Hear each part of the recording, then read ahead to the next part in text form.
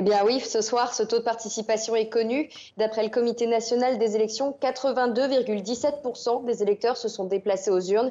C'était l'un des enjeux du scrutin, donc vous l'avez dit, le principal parti d'opposition était absent. Le Parti du sauvetage du peuple cambodgien, le CNRP, a été dissous en novembre dernier. Il avait pourtant remporté 44,5% des voix en 2013.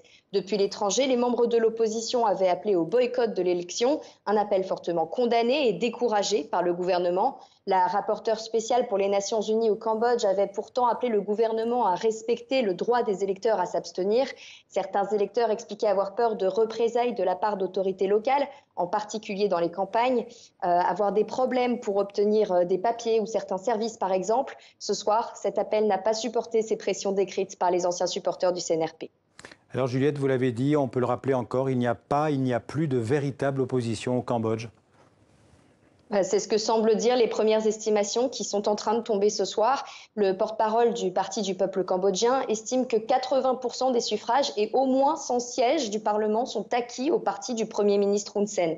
L'homme fort du Cambodge est au pouvoir depuis 33 ans et il sera reconduit a priori pour les 5 prochaines années. Des chiffres qui laissent peu ou pas de place si un autre parti obtient des sièges. La candidature de 19 autres partis candidats a été présentée comme la garantie d'un scrutin démocratique, mais trop petit, trop récents, trop peu connus, ils ne sont pas parvenus à convaincre les électeurs cambodgiens.